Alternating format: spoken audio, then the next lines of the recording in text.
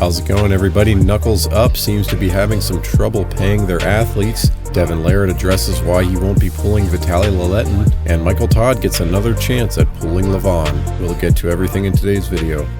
Alright, let's first start off with this Knuckles Up situation. So far I've seen two videos about this subject. One was by Nick Stone and the other was by Cody Wood. Both of these guys pulled at Knuckles Up 5, and it seems to be that many of the athletes that pulled at that event have not yet been paid what they were promised by Knuckles Up. So in the case of Cody Wood, I believe he was owed about $800 in total, and so far he's received about $500. But the video that Nick Stone made tells a little bit of a different story for the rest of the athletes. In his video, he said that all in all, Knuckles Up owes the athletes about $20,000 in total. In this video, Nick said that Knuckles Up promised to pay for his plane ticket, his participation in the match, and then also a win bonus if he was to come out victorious, which of course he did. Now apparently there was a group chat that I guess all of the athletes were a part of, as well as the event organizers.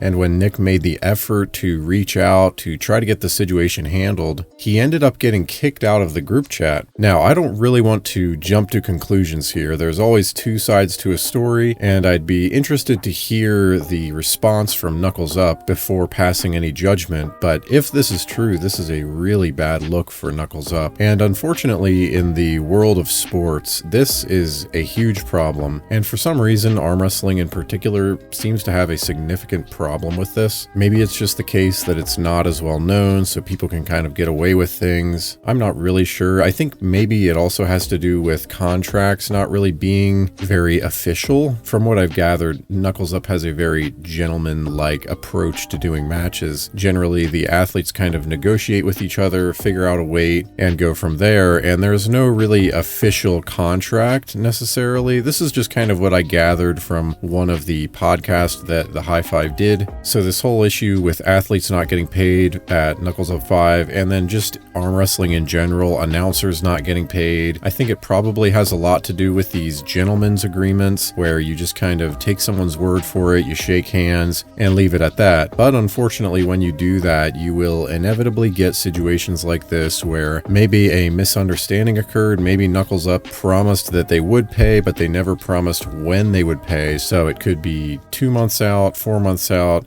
They didn't specify, so technically they're under no obligation to really hurry up and pay the athletes. But yeah, I do think that's kind of shady if what these guys are saying is true, and I hope that Knuckles Up can remedy this situation. I don't think anything good can happen if bitterness builds up between promoters and athletes, and you start to neglect certain athletes. Maybe you don't invite them to your events anymore because you got called out by them previously. What do you guys think? Do you think Knuckles Up is in the wrong here? Do you think the athletes just need to wait a little bit longer? They'll get the money to them. Let me know what you think. Let's move on. So Devon has now revealed why he won't be pulling Vitaly, and I actually agree with his reasoning on this. I want to see this match just as much as you want to see it. I think we all want to see Vitaly versus Devon, but there's one small problem, and that is that we want to see new challengers to Levon. Currently, the only two guys that pose a threat to Levon are Devon and Hermes Gasparini, and I wouldn't even say that Devon really poses a threat, but he is the number 2 guy, and he probably beats Hermes again if they would face. And before you guys get mad at me for saying Devon doesn't pose a threat to Levon, just remember, he's pulled him twice, he got destroyed both times, it was a clean sweep, he was never even in a winning position. Of course I wanted him to win both times, but we gotta be honest, Devon is not gonna beat Levon. The reason Levon takes so much time off between matches is because he needs to get off the gear and get healthy again. He can't blast PEDs all year long. So when he does have a match, you better believe he is a walking pharmacy, and at Devon age, he just cannot afford to do that to his body anymore. He can't tax his body like that. Yes, I know he got well over 300 pounds, he beat Gennady easier than we all thought he was going to beat him. That was a very impressive performance. I still don't think he beats Levon. But anyways, I'm getting off point. Let's get back to the main point here. Like I was saying, we want new challengers to Levon. So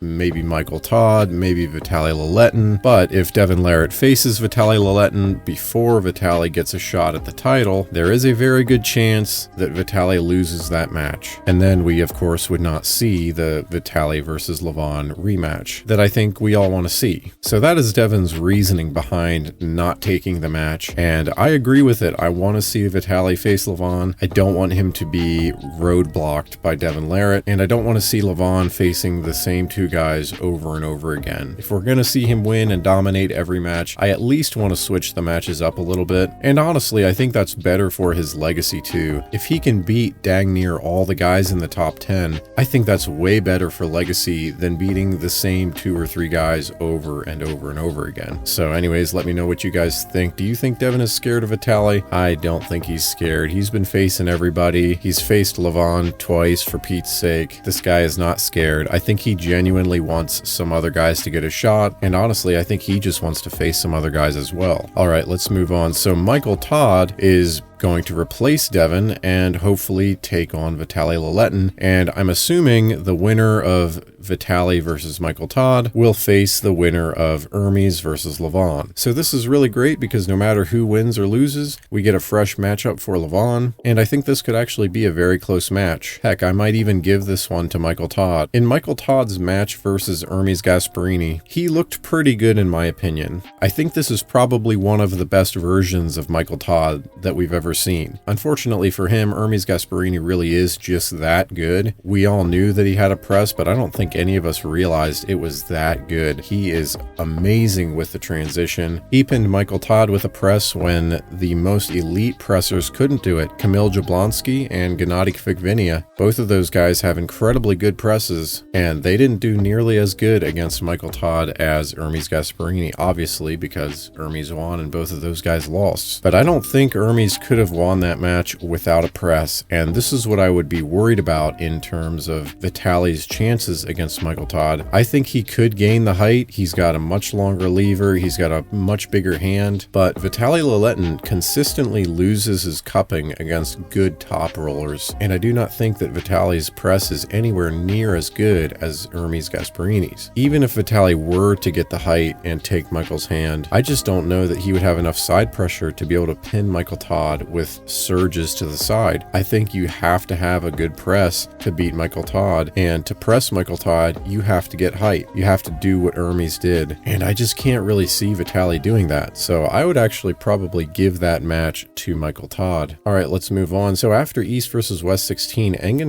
actually made a video where he addressed the reffing concerns related to that event. And as I was making this video, I went back and I was trying to get footage, and I was looking for that video that he had made addressing the reffing, and I just simply could not find it. And I thought I was going crazy for a second because I very vividly remember him talking about the reffing in a video, and he actually criticized it. He talked about how during the Devon and Gennady match, he actually went up to the stage and he had to have a chat with the refs about how they weren't squaring up Gennady's shoulders at all. But when I was looking for this video, I just could not find it. Well, the other day I was scrolling on the arm wrestling subreddit, as any good intellectual arm wrestling fan does, and I found a post that mentioned this video and it had been privated. So I'm not going crazy. I didn't dream this up. It actually exists, and I'm curious if any of you guys saw that video. What did you think of it? Engin actually criticized the reffing a little bit, and it sounded like he actually was listening to the fans, which was really cool. But I'm just really curious, why did he private this video? Do you guys think somebody told him to take this video down? Do you think now that he's working with these other businessmen who have kind of taken some control over East versus West, do you think they have maybe had some sway over what Engin can say and can't say? How much influence do you think they have over that? I'm not too sure what to think about it, but I just thought I would mention it to you guys that there was a video where Engin was criticizing some elements of East versus West 16, and that video was either privatized or made for members only, or it was taken down. But it was was nice to see Engin acknowledging that there was some pretty serious issues with the reffing in that event, and so hopefully that all gets figured out moving forward. Anyways, guys, that's all I have for you today. This week's been a little bit slow in the news, so you'll just have to bear with me. Have a good night. Bye. Do you need some ice for your wrist? Tell me, don't you need some ice after your hits? Everybody needs some ice for their wrist. Don't you know you need some ice for your wrist? I know it's hard to